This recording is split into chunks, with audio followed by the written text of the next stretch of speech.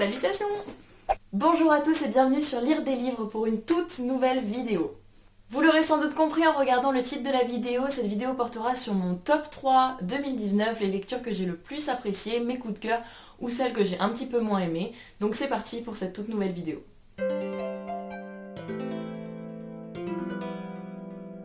J'espère pour vous tous que votre année 2019 s'est super bien passée en termes de lecture, que vous avez pu lire, que vous avez pu vous inspirer de plein de choses. En tout cas, moi j'avais très envie de faire une rétrospective de cette année-là afin de vous montrer un petit peu ce qui m'a le plus plu ou pas dans cette année en termes de livres. Donc je vais tout de suite vous présenter mon top 3.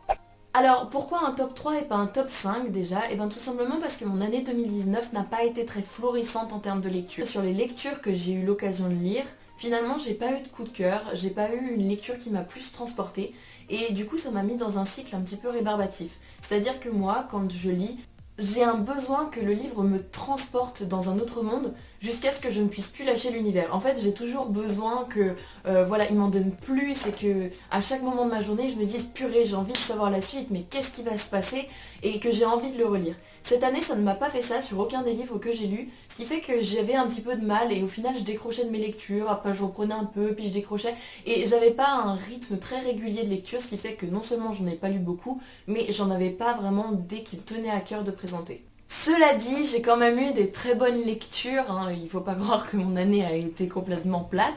J'ai eu des bonnes lectures et je tenais donc à vous les présenter, donc je vais vous présenter les 3 lectures qui m'ont le plus accroché cette année 2019. Mon premier livre top de cette année 2019 est L'œil du dragon de Stephen King, publié aux des éditions J'ai lu. Alors j'ai vraiment adoré ce livre parce que je n'avais encore jamais lu de Stephen King et j'avais envie de connaître un petit peu cet univers et cette plume de cet auteur qui est quand même très connu. Donc je me suis lancée, c'est un roman assez fantastique, c'est plutôt relaté comme un conte finalement. Et j'ai complètement adoré l'univers, j'ai adoré la façon dont l'auteur nous a transportés. Ce livre se passe dans le royaume de Delaine, un royaume un petit peu arthurien si vous voulez, un ordre historique. Et donc c'est une histoire qui se passe entre plusieurs personnages dont on va suivre la vie un petit peu indépendamment. On va avoir notamment l'histoire de Peter, le jeune roi qui doit succéder au trône. On va avoir la vie un petit peu de son père, de sa mère, de son frère Thomas, qui est le second du coup, qui ne doit pas accéder au trône et qui est un petit peu plus renfermé sur lui-même. La vie aussi de Flag, un magicien très mystérieux et qu'on sent qu'il n'est pas trop sympathique, on va dire.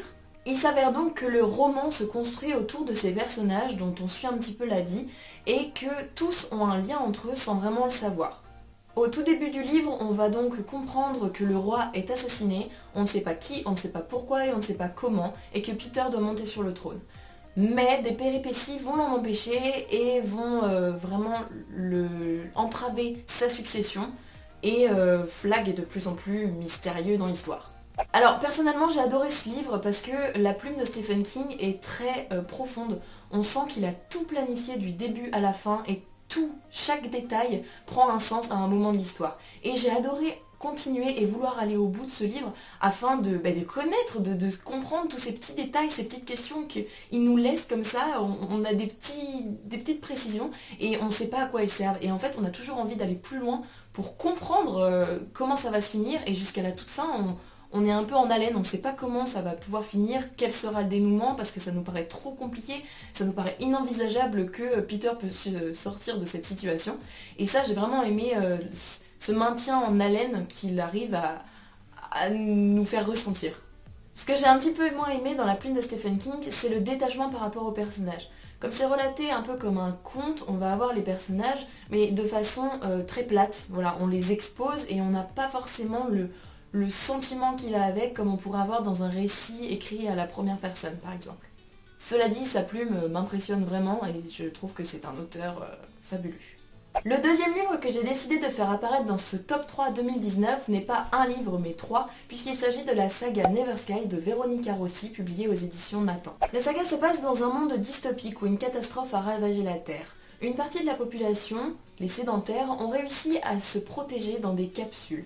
Tel est le cas de Aria, une des personnages principales qu'on va pouvoir suivre et qui passe la majorité de son temps dans des mondes virtuels dans lesquels elle est protégée. Un jour, Aria, accusée d'un crime qu'elle n'a pas commis, est propulsé dans la nature et se retrouve seul face au danger et les terres qui planent au-dessus d'eux. Son salut se trouve donc en la personne de Perry, un chasseur qu'elle rencontre dans la nature et qui va l'aider à pouvoir survivre. Il passe alors un pacte et c'est à travers ce pacte que vont se dénouer vraiment l'histoire et qui vont vivre de grandes aventures. J'ai personnellement adoré ce livre, je l'ai lu en très peu de temps et j'ai adoré l'univers dans lequel Veronica Rossi nous transporte puisque c'est quelque chose de quand même un petit peu... Bon, c'est du revu puisque c'est une dystopie plutôt basique, mais le monde n'a jamais été pensé ainsi. Sa plume a été une véritable révélation pour moi puisque d'un côté on va suivre une fois Arya dans un chapitre et une fois Perry dans l'autre. Et j'ai adoré cette alternation de personnages puisqu'on va avoir vraiment les deux points de vue,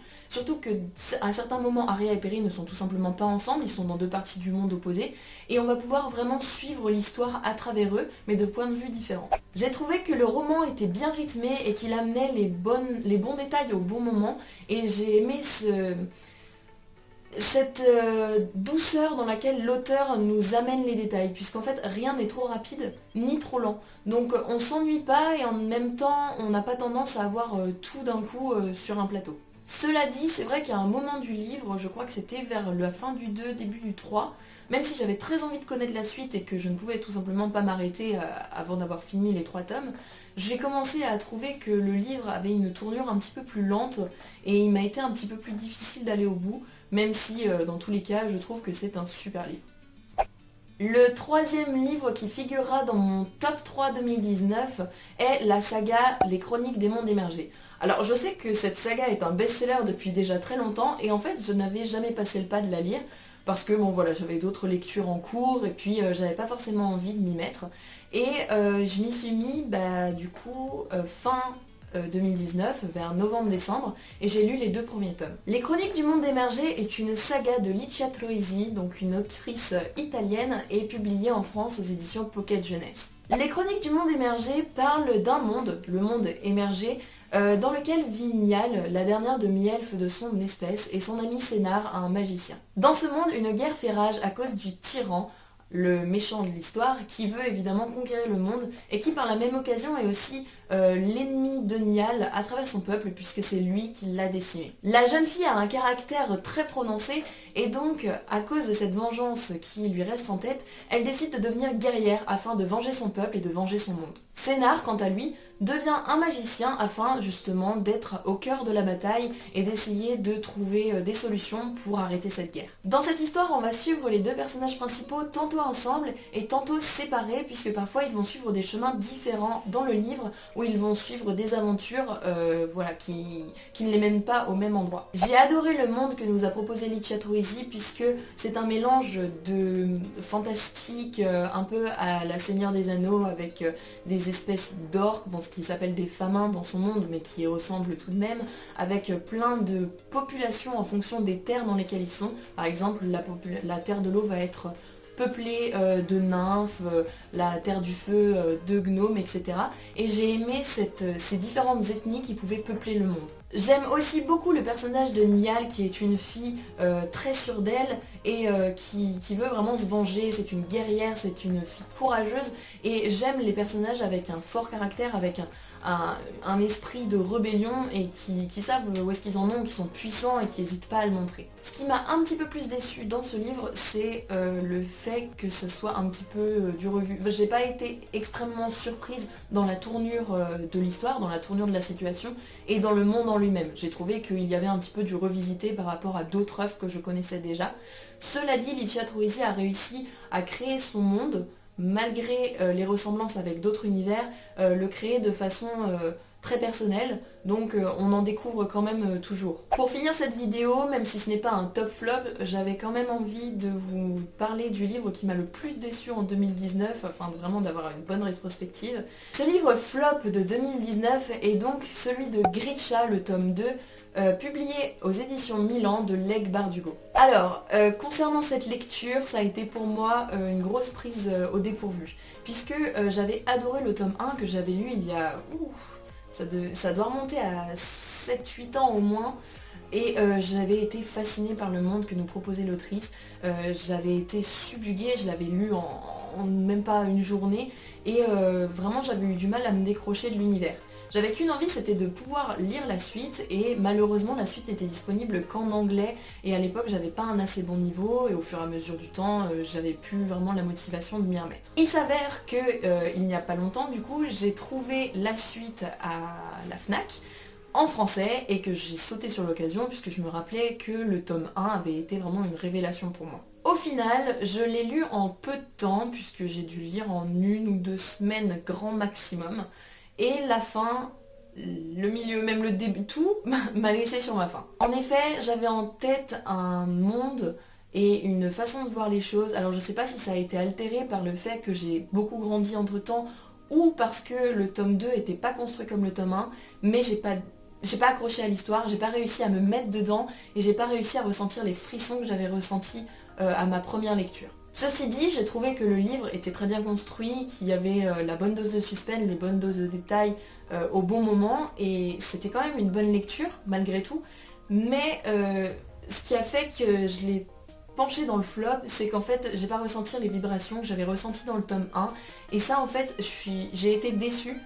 Parce que je m'attendais à retourner dans un univers fabuleux, j'attendais de nouveau les mêmes frissons, la même envie de continuer, et je l'ai pas eu en fait. Du coup j'ai juste été non, non, quand même s'il vous plaît, non. Et c'est ça qui m'a déçu. Le livre en lui-même n'est pas mauvais, et il est même bien construit, et l'intrigue est bonne, mais comme j'ai pas reçu ces frissons-là que j'attendais, bah je suis restée sur ma faim. Voilà, j'en ai donc fini pour ce top 3 2019. Je suis ravie d'avoir fait cette vidéo puisque c'était quand même quelque chose qui me tenait à cœur puisque je n'avais pas de chaîne en 2019. Donc ça permettait un petit peu de mettre un point sur ce que j'avais lu l'année précédente du début de ma chaîne.